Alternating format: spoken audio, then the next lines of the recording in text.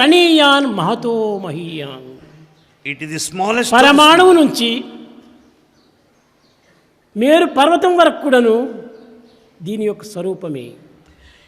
It is the manifestation of the divinity which is visualized from the smallest to the small and the biggest to the ఈ big. విశ్వమే Vishnu స్వరూపం. The entire universe is the manifestation of God. ఇట్టి విష్ణు స్వరూపమైనటువంటి విషయాన్ని తెల్లవారి మొదలుకొని రాత్రి పరుండనంత వరకు చూస్తూ అనుభవిస్తూ ఆచరిస్తూ ఆనందిస్తూ తిరిగి దైవాన్ని ఆశిస్తూ ఉన్నారు. ఇది ఎంత వెరితనము!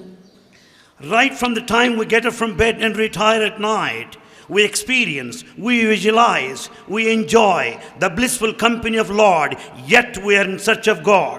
మన చూపులకు గోచరమయ్యేటువంటిదంతా కూడాను దైవ స్వరూపమే. All that we see is మన divine. కర్ణములకు గోచరమయ్యేటువంటి శబ్దం అంతా కూడాను దైవ స్వరూపమే. All the sound is basically divine. మన మనసునందు సంకల్పించేటువంటి ప్రతి సంకల్పం కూడాను దైవ స్వరూపమే.